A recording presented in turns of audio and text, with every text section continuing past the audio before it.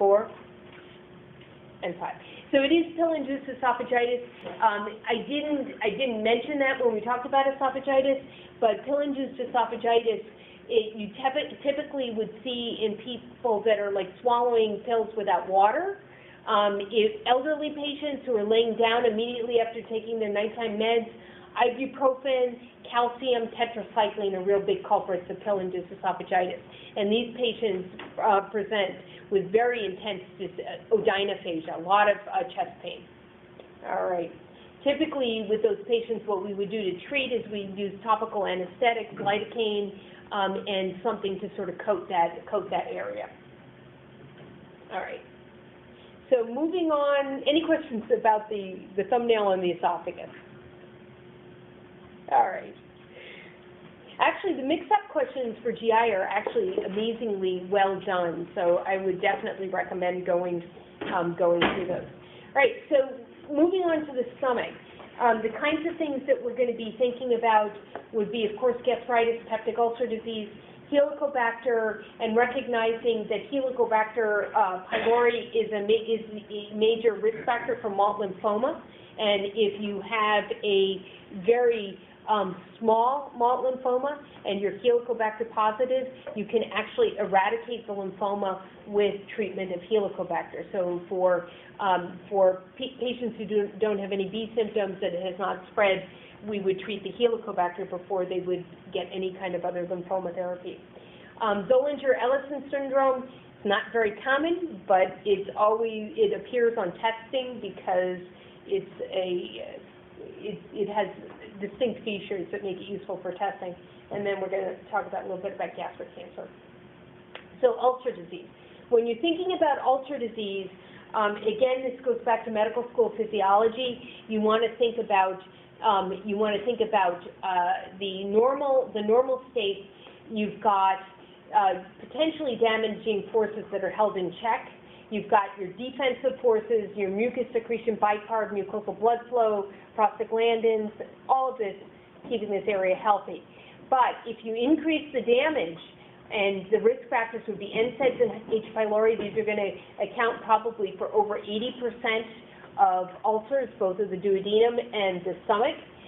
Smoking and alcohol contribute, hyperacidic states like BE, and then impaired defenses. So if you're in the ICU and you've had shock or ischemia, you're decreasing the blood flow, you're making the patient more likely to have difficulty recovering from any kind of acid damage to the stomach. Helicobacter pylori, it accounts for about 75% now of duodenal ulcers, about 75% of non-NSAID associated gastric ulcers, and H. pylori does a couple of things. It enhances gastric acid secretion. The infection occurs prior to the ulceration. There are a lot of people that are running around that are infected with H. pylori that do not have ulcer disease. Only about 10 to 15% will develop ulcer disease. Environmental factors increase the risk, and as I said before, there is this association with malt lymphoma. It is a gram-negative bacillus. It produces urease, catalase, LPS, and a cytotoxin, and it colonizes the antrum. So you don't find it by biopsying the duodenum. It colonizes the antrum. We'll talk about some of the testing, but most of the testing is based on the ability of this organism to produce urease.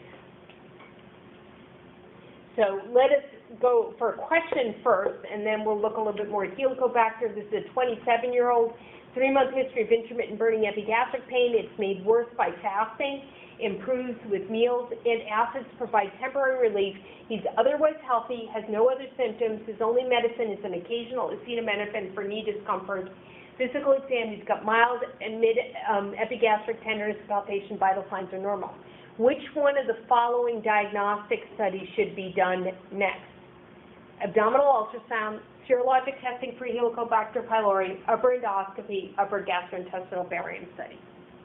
How many people for an ultrasound? Serologic testing for H. pylori, upper endoscopy, upper barium study. So half of you guys are didn't vote for anything, but actually, again, you want to break this down. And serologic testing for H. pylori is the correct answer. You would want to do an upper endoscopy if you suspected that there might be something else going on than an ulcer.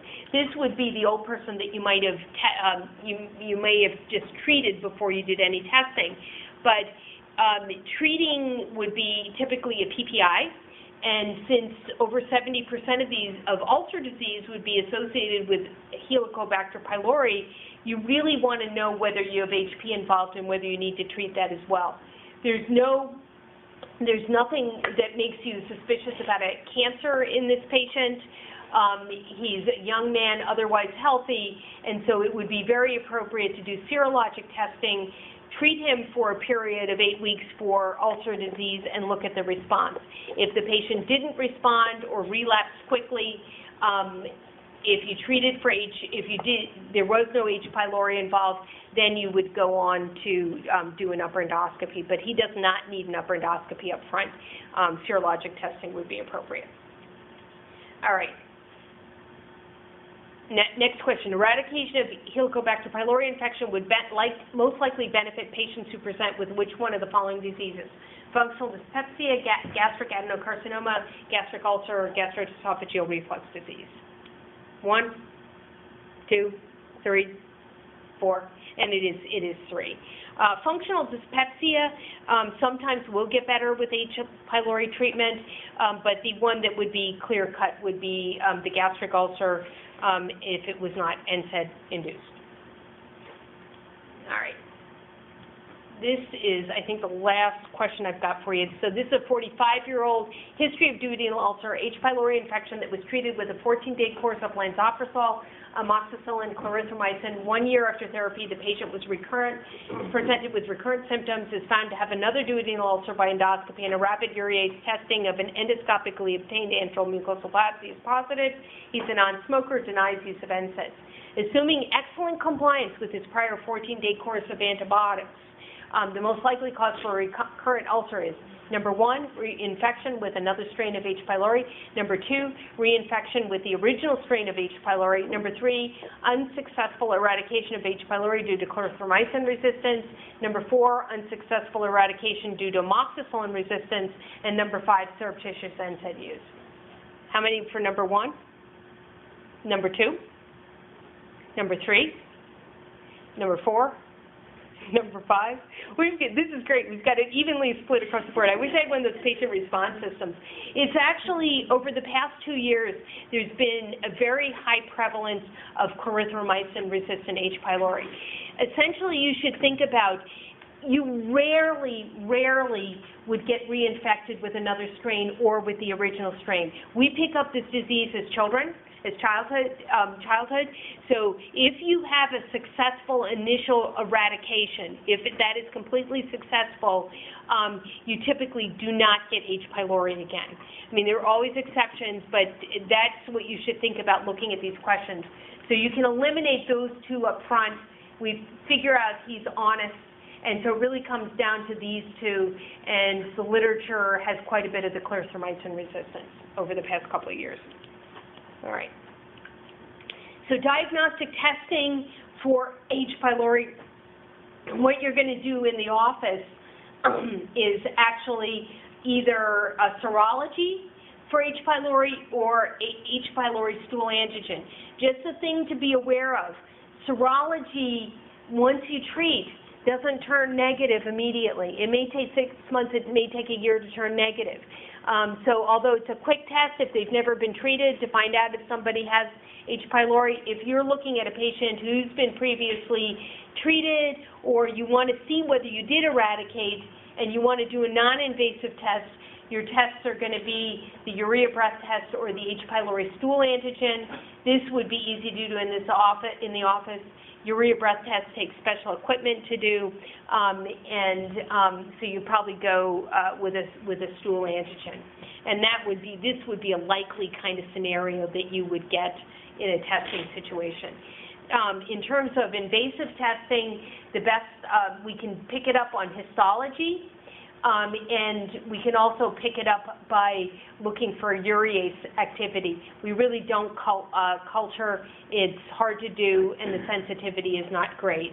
So sometimes we'll do both. Sometimes we'll do just one or the other. These are some standard regimens for H. pylori eradication, and one of the more common ones, it would be the omeprazole. You need 2 antibiotics and a PPI. And in this particular case, they use bismuth subsalicylate plus 2 antibiotics plus an H2 blocker. So if you had a person that absolutely could not take a PPI, one could go the quadruple therapy as opposed to triple therapy. All right. So moving from the stomach down to the intestines, the kinds of things that you're likely to encounter would be understanding and knowing something about the differential diagnosis of diarrhea, some of the infectious diarrheal processes, C. diff, and celiac disease. And then you should know a little bit about presentation, differences in presentation, differences in diagnostic testing between Crohn's and ulcerative colitis, and maybe a little bit about therapy as well. So if we jump back again to second year medical school, diarrhea pathophysiology, when you look at a patient who's presenting with diarrhea, you should mentally be trying to break it down into one of the categories of diarrhea. There will be overlap, but this is going to change on the way you approach the patient, what you're thinking in terms of your differential diagnosis, and the major categories would be an osmotic or a malabsorptive diarrhea. These are going to be typically small bowel processes, and we'll break this down a little bit further in a minute. Secretory processes, where there's excess secretion of electrolytes and water into the intestinal lumen. These are typically toxin-mediated diarrheas. Cholera would be a prime example of that. Inflammatory diarrheas, these patients, not only are they damaging the lining and giving a problem with absorption, but they have an exudation of fluid and protein from the intestinal mucosa. And then motility-related diarrheas would be typically irritable bowel syndrome, where the motility is affected, it's increased. So with the osmotic diarrheas, you need to think about 2 things.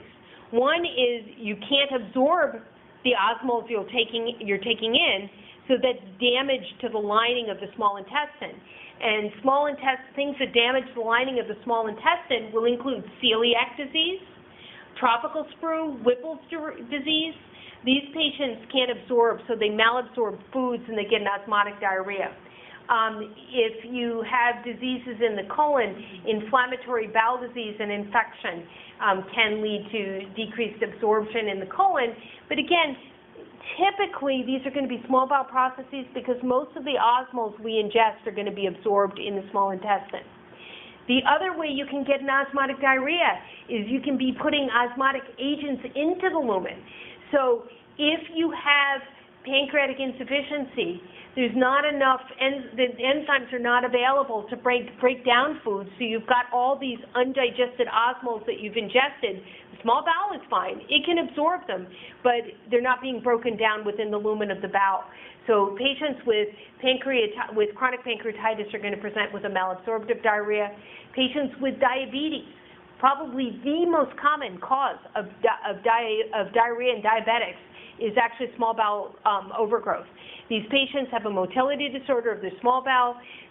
They get the bacterial overgrowth. The bacteria deconjugate bile salts, and they don't break down the ingested osmoles. So in a patient with diabetes that is all of a sudden presenting with diarrhea, sometimes an empiric course of tetracycline, an empiric course of metronidazole, Xifaxan, may help make your diagnosis for you and help them with their diarrhea. The other thing that one can put in the lumen of the bowel to give an osmotic diarrhea are laxatives, osmotic laxatives, and then patients don't recognize that there are a lot of these sugar-free products that are sweetened with non-absorbable sugars such as sorbitol and fructose, and those will cause, in large enough amounts, those will cause an osmotic diarrhea, as well as lactose ingestion in patients with lactase deficiency. So if we look at pancreatic exocrine